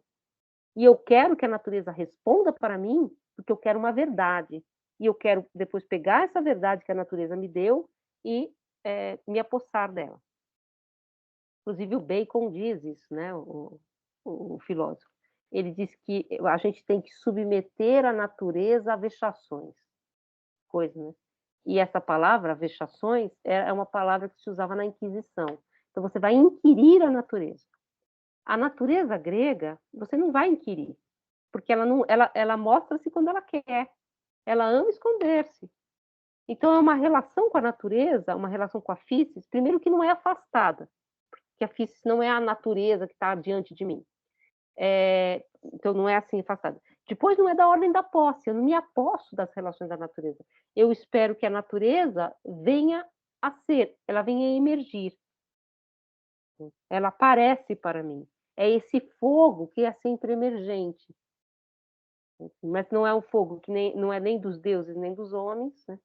E essa physis que ama esconder-se é exatamente, ele vai falar mais disso, o Heidegger, no curso sobre Heráclito, é exatamente evitar essa noção moderna de trazer ao claro, de clarificar, de se apossar dessa verdade. Então, eu peguei alguma coisa que eu não sabia o que era, eu clarifiquei, eu esclareci, se vocês quiserem, a noção de esclarecimento, e me apossei. Né? O esclarecimento é isso. O que é o esclarecimento? Eu vou esclarecendo tudo e nada vai ficar obscuro, nada vai sobrar sem ser esclarecido, nenhum desvão vai ficar velado, tudo vai se desvelar, tudo vai vir a mais absoluta clareza. Inclusive, o Carnap no Círculo de Viena, os autores do Círculo de Viena, eles vão dizer assim: não existe nada na natureza que seja insondável. Tudo pode ser conhecido. O que o Heidegger está dizendo? Não, a physis ama esconder-se. E o respeito a essa physis, que é um respeito da contemplação, que é a pergunta antiga, que os gregos experimentavam o encobrimento desse modo, o esquecer-se desse modo, eles experimentavam, portanto, a physis desse modo, né? Sabe assim? Então, uma outra relação com a natureza. Tem uma frase assim, tem uma coisa que tá em outro contexto, tá, do Heidegger, mas está trazendo aqui para vocês, é outro texto, está em outro contexto, mas ele diz, por exemplo, que existe uma relação do homem moderno com a natureza, que é aquela da hidrelétrica. A hidrelétrica é diferente da ponte. A ponte, ela se doa ao rio, porque para existir a ponte, que é uma tecnologia humana, é preciso existir o rio. E a ponte é uma doação ao rio. O rio continua rio e a ponte o atravessa. Agora, a hidrelétrica, ela tem que transformar o rio em uma outra coisa. Então, ela vai agarrar o rio, ela vai conhecer, esclarecer, dominar e transformar em uma outra coisa. Sabe? Então, é da ordem da dominação. Então, ele vai falar um pouco, e voltando um pouco à questão de 1928, lá do curso dele, é um pouco essa tecnologia que parece que tem o mundo à sua disposição. E ele tenta recuperar nessa questão da técnica, exatamente esse movimento do grego em relação a physis. E aí vocês vão me dizer assim, mas por que o grego, tal? Aí sim, é um pouco aquela questão do Vernon, né? Parece que os gregos são a origem do pensamento. E o Heidegger diz uma frase: dizer filosofia, dizer filosofia grega e dizer filosofia ocidental é uma tautologia, porque a palavra filosofia é grega. Então, e ele diz isso, Heidegger. Então, Heidegger diz isso. Então, se você disser, existe filosofia oriental? Heidegger vai dizer não. A filosofia é a filosofia grega. No Oriente tem outra coisa. É outra forma de pensar. A filosofia é esse modo grego de pensar. Tá? Então, essa é uma questão heideggeriana que a gente não precisa concordar, tá? Não estou dizendo para concordar, mas... E aí é um pouco que o Vernon exatamente vai mostrar que não, né? Nós não temos nada a ver com os gregos. Fala, Gabriel. Professor, eu acho que o Wilson tá na frente. Então fale. É só uma dúvida sobre essa relação do velar-se com o desvelar-se, que eu fiquei em dúvida. Como é que vai se dar essa concomitância que às vezes ele comenta assim? Ele chega até a comentar que o desvelar-se ama o velar-se. Como é que se daria essa... Então, é um pouco essa ideia, assim, ele fala por muitas metáforas. Ele fala, por exemplo, que ela vem a clareira. Então, é uma floresta fechada que, de repente, vem a clareira. Mas a clareira só existe porque existe a floresta. Sabe assim? Então, é um pouco ao contrário do nosso modo de pensar moderno, que é assim, a gente vai tirar tudo para ficar com o claro, né? Que vai dizer, se você fizer isso, que é o modo não grego de pensar, a noção grega de aletheia se perde, porque ela é um não esquecer. Só que para não esquecer, o esquecer tem que estar lá. Assim, ela é um desesquecer. Mas você só desesquece porque você faz a experiência do esquecer. Isso que ele fala, o moderno esqueceu a experiência do esquecer. Então é um pouco... É como se assim, naquela do fogo que ele pega no final, né? Você nunca vai dominar o fogo, né? Você nunca vai se apossar do fogo e transformar o fogo numa outra coisa. Quer dizer, que o fogo é uma metáfora para ele, tá? Para ele, tá? Também da physis, né? Então, na verdade, todo o texto, depois que vocês forem reler, é uma grande pergunta. Quando ele fala assim, do que não tem o caso, como se esconder, o que não tem o caso? É a pergunta dele, porque eu não sei, no texto do Heráclito não dá para saber. Clemente de Alexandria acha que é Deus. De Deus você não se esconde. Só que Clemente de Alexandria é um cristão, né, pós-platônico e tal. Aí ele diz, não, eu acho que o que não tem o caso é a physis, é o surgência. Por isso que ele compara depois, em seguida, a physis que ama esconder-se. E depois ele compara novamente a essa noção do fogo, que também não é evidente que o fogo é a physis. Então, ele que está fazendo essa relação, né? Ele que está relacionando essas coisas. Obrigado. Depois que vocês forem fazer curso de filosofia antiga, a gente tem um grupo grande de filosofia antiga. Eles vão falar assim para vocês, não, Heidegger inventou, Heidegger é louco. Muitos, não estou falando não todos, tá? Mas muitos helenistas não concordam com essas etimologias heideggerianas. Tá? Então, é polêmico. Quem que está? A mão levantada agora? Acho que era o Gabriel e depois o Enzo. Era isso? O Enzo que falou agora. Professora, assim, eu achei interessante essa colocação aí da ponte e da barragem, né? Uhum. Mas assim, o que eu penso, o que eu enxergo, que isso aí é sempre visto num tempo, assim, como se fosse uma foto. Porque, pensa bem, nessa ideia, enquanto a ponte vai ser feita, ela vai mudar o trajeto do rio, certo? Uhum. E o rio vai deixar de ser rio, sabe? Não sei, né? E a ponte fica e torna a deixar o rio passar. Da mesma forma que a barragem, enquanto é barragem, ela tá mudando o rio, sabe? Tipo, se ela for destruída, o rio vai voltar a ser rio. Sim, mas é como se você tivesse uma matéria-prima, que é o rio, que eu transformo no que eu quero.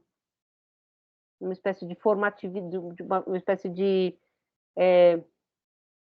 ele fala, da natureza está à minha disposição. Mas uma natureza primeira? Assim, uma coisa primeira. Como se eu pudesse... Quer dizer, claro, ele está falando isso... Deixa eu ver se eu acho aqui exatamente como ele fala. Peraí.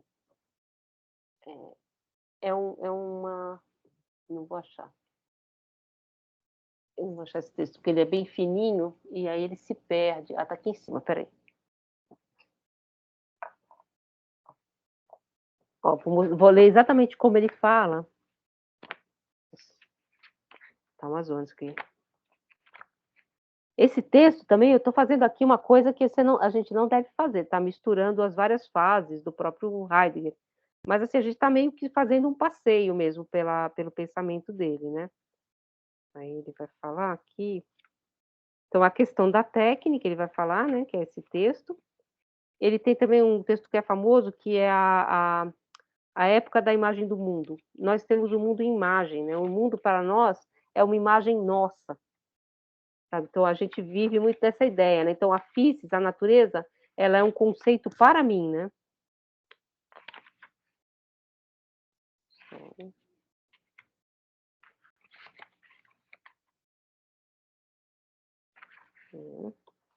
Eu não vou achar, porque está tudo marcado aqui, mas está marcado de outras coisas.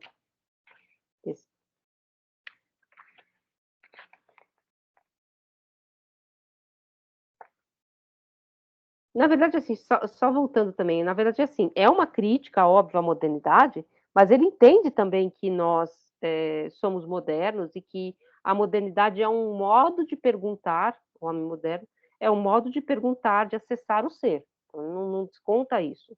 É um modo diferente, é um outro modo, mas é um modo de acessar o ser. Ele diz isso, né, no certo sentido, né? Tempo. Eu não vou achar aqui exatamente o trecho que eu queria falar para vocês. A questão da técnica, que é um texto de 53. Eu tenho nos cadernos de tradução, tá? Se vocês quiserem, depois eu posso passar para vocês, deve ser fácil de achar. Mas é um texto que a gente não vai ler, tá?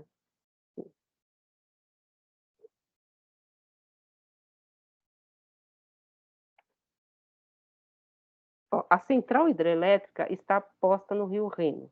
Ela coloca o Reno em função da pressão de suas águas, fazendo com que, desse modo, girem as turbinas, cujo girar faz funcionar aquelas máquinas que geram energia para a qual estão programadas as centrais interurbanas de sua rede de energia destinada à transmissão de energia.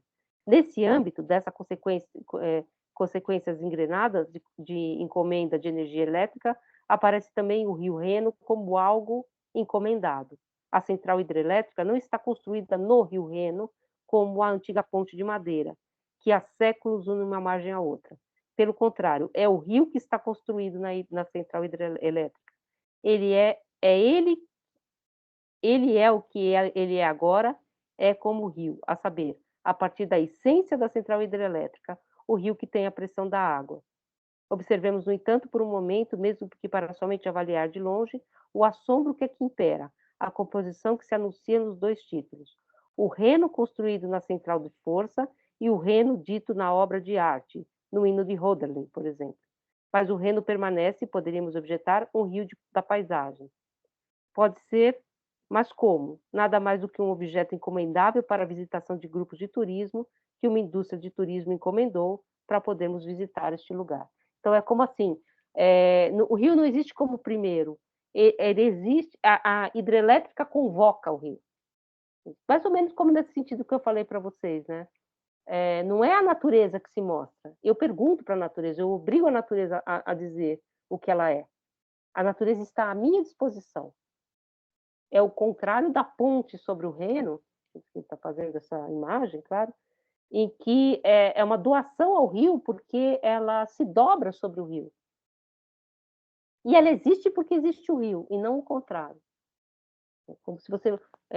claro, o rio já está lá, e óbvio que ele vai voltar a ser rio, mas ele está em função da hidrelétrica. Ele existe em função da hidrelétrica, nesse sentido.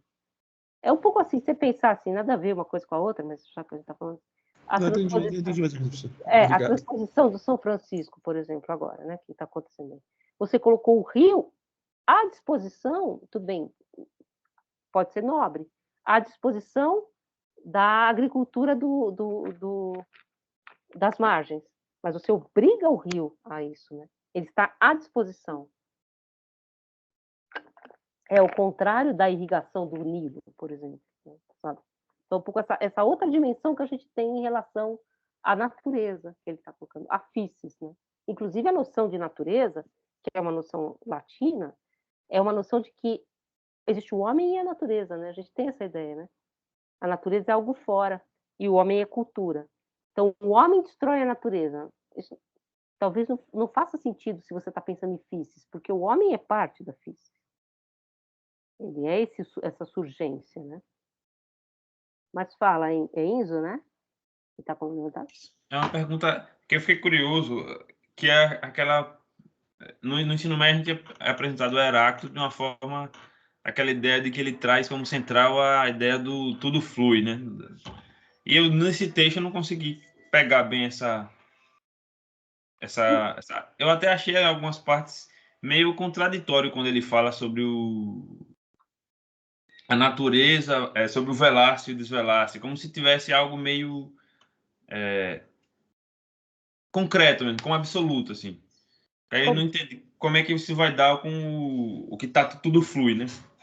Então, essa noção de tudo flui, que é como a gente lê Heráclito, que, aliás, como ele foi lido pela tradição, né, o filósofo do devir, para o Heidegger, apaga exatamente a relação que o Heráclito tem com o ser, que é devir, mas é ser, né? E é por isso que ele vai falar que Parmênides e Heráclito estão mais próximos do que a tradição percebe. Porque a tradição colocou Parmênides como, vou citar inclusive Nietzsche, é o filósofo agarrado a uma prancha de ser no mar do vir a ser. Então ele fica agarrado ao que é. E Heráclito é o homem do vir a ser. Mas não, porque também em Heráclito existe essa ideia de que o tudo flui da physis, a physis, é o ser, né? É a surgência do ser.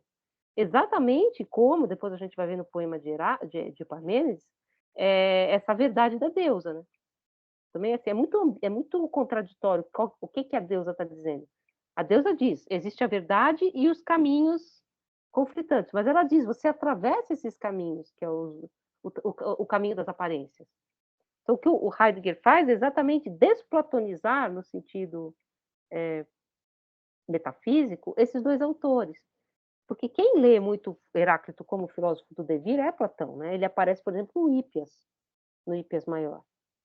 Mas, assim, estou falando um pouco do Heidegger, né? Vocês vão ler que, claro, é o filósofo do devir, o próprio Nietzsche vai recuperar o Heráclito nesse sentido, né? Mas o que o Heidegger faz é pensar exatamente, tanto que ele não pega nem os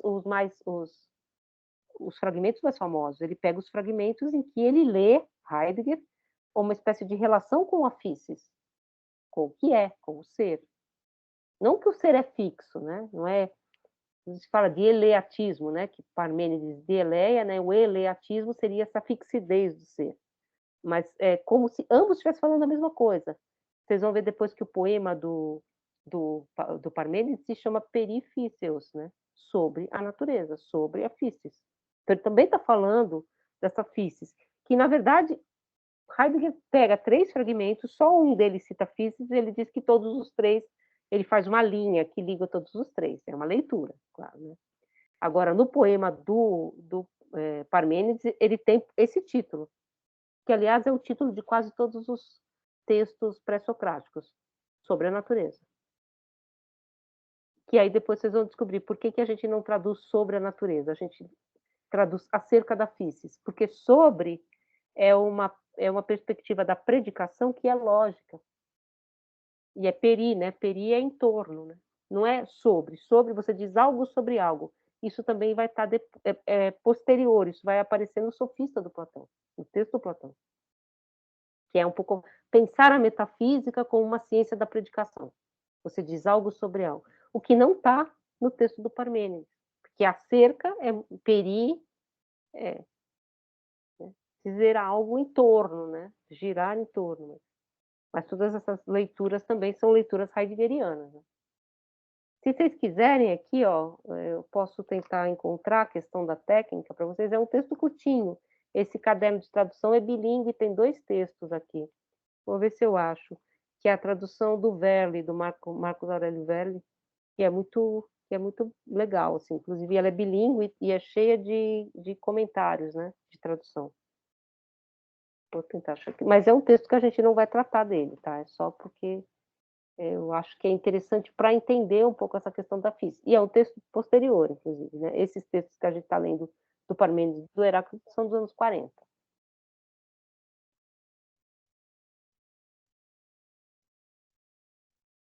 Você tem alguma questão da prova que vocês queiram fazer, assim, só para aproveitar o finalzinho aí? Não, né? Tranquilo, né? Professora, eu entrei atrasado aí na aula, por conta da aula Hum, anterior. hum. A senhora falou antes da prova, no começo da aula? Chegou a falar? Falei assim, a prova pode ser entregue até dia 14? 14, né? Isso, acho que tinha ficado dia 14 mesmo. Isso. Aí eu falei um pouco eu estou terminando de ler os fóruns para ajudar vocês na prova, né? Porque a prova é um pouco uma releitura dos fóruns. O fórum do Hegel, que não vai dar tempo de comentar todos, porque são muitas pessoas, né? Tal, eu vou fazer um certo comentário meio geral, tá? Assim, meio para ajudar todo mundo. Tá? Mas vocês podem ver, acho que vocês foram recebendo, né, alguns comentários esses dias, né? Amanhã eu termino todos os comentários, mas os comentários vão muito daquele sentido geral que eu falei para vocês, tá? Não é que nada está errado, gente. É que como a gente está pensando o curso, né? Nada está errado, não é isso. É que eu acho que é um perigo metodológico quando a gente não conhece muito bem o assunto, ficar saltando das coisas, né? E claro, mas depois a gente vai fazer isso, assim, então nada daquilo que vocês escreveram é erro. É meio assim, dentro da nossa perspectiva, como é que a gente encadeia o argumento, né? O argumento do Kant, principalmente. Fala, Mohamed. Pode Boa falar. noite, professora. Eu também chegou Boa na noite. aula, também atrasado. E eu tenho uma pergunta. Eu tenho 3 aulas, entrou aqui, né? E 3 aulas aí você fala sobre o coisa de Iraque. Eu acho que tem 2 aulas você fala coisa de sobre Iraque, Uhum. né? Ou você está falando tem no prova até dia 14, mas eu não consegui esse prova. Como eu sabe como fazer? A prova está no aprender. Que aprendeu na aula? Não, no sistema. Deixa eu tentar colocar aqui. No sistema, peraí. Deixa eu ver se eu consigo, peraí. Porque na verdade ele está fazendo o dia antes. Você está fazendo de antes? Sim, tá numa livre, mas eu terminou. Peraí. Ó, deixa eu acessar aqui, peraí. Ó, esse aqui é o aprender, né? Que é o sistema, né? Uhum. Ó. Aí, alguém lembra a senha? Então não tem equipe, é só clicar aí e colocar vocês têm que ter o e-mail, né, da UNB e a Tem. senha. E a senha. Aí a prova está lá aberta. Eu posso colocar ela aqui, se vocês quiserem, mas acho que vai ficar estranho. Eu posso mandar lá no grupo a prova. Tem. Tá bom, por favor. Aí, assim, são 2 questões, na verdade, bem simples, é meio assim, que a gente já estava fazendo nos fóruns. Eu acho que no caso de quem chegou depois, na verdade é um comentário de texto. Na verdade, professora, eu quero terminar esse semestre com pessoas na curso, não esse semestre, porque enquanto eu quero ficar no outro semestre, eu atrasou 1 ano. Uhum. E Não, não fica mais, tá esperando 1 ano até aprovar para mim vaga na UNB. Tá esperando 1 ano, mas fica difícil demais. não, mas acho que tranquilo, dá tempo. Para nós brasileiros, acho que sim, mas para mim acho que é um pouco difícil. Não, então, eu posso fazer assim, eu posso colocar a prova lá, ou entrar no aprender, ou eu coloco a prova lá no grupo, ou eu te mando também a prova, e Por aí a favor. gente vai Eu só junto. quero porque eu tá fazendo com tradador com árabe e português para eu entender demais. Tá, mas assim, ela não é tão complicada quanto isso que eu estou falando aqui, não. É bem mais simples, é bem mais tranquila a prova. Tá bom. Aí, se não der tempo de fazer até dia 14, a gente estende o prazo para quem chegou depois. É porque, na verdade, tem no alunos aqui, nome Ana e Paulo, tá? Ajuda para mim muito, mas tá falando tudo até dia 31. Até dia Tudo, 31? tudo até dia 31. Não tem como mais de 31. Dia 31. Ah, Ele para tá fazendo entregar? muito trabalho agora e não dorme. Ah, não. Então a gente combina um outro horário, um outro dia depois, então, para entregar. Ô, professora, porque eu tá trabalhando e estudar. Então, porque eu acho que duas pessoas chegaram depois. Acho que foi o Mohamed e o Erivelton, né? Porque que entrou aqui agora. Para vocês, a gente pode pensar uma outra data. Se vocês não se importarem, claro, né?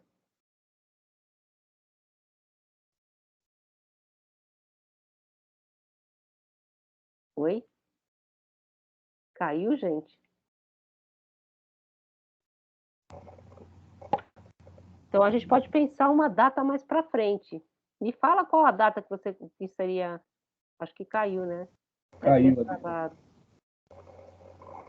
Ah, Marcos, deixa eu aproveitar então que eu te vi aqui. Eu vou perguntar lá para quem foi também na semana universitária de como pega o certificado, tá? Tá Porque certo. vocês juntam esses certificados que no final é importante ter esse certificado, né? Para atividades complementares. Eu não Sim. sei se vocês têm isso, né? Mas alguns currículos têm. A prova em Professor, formato de Word. eu consegui tirar um print inteiro da página e coloquei lá no grupo. Aí, às vezes, o realmente consegue ver pelo menos a página principal, né? Para poder orientar onde que tem que clicar. Isso. Aí, se não conseguir, a gente vai fazendo juntos também. Tá? Eu acho que ele caiu agora, né? Gente, eu vou parar de gravar, porque senão vai ficar muito grande. Peraí. Professor, a outra dúvida minha era essa. Essas gravações,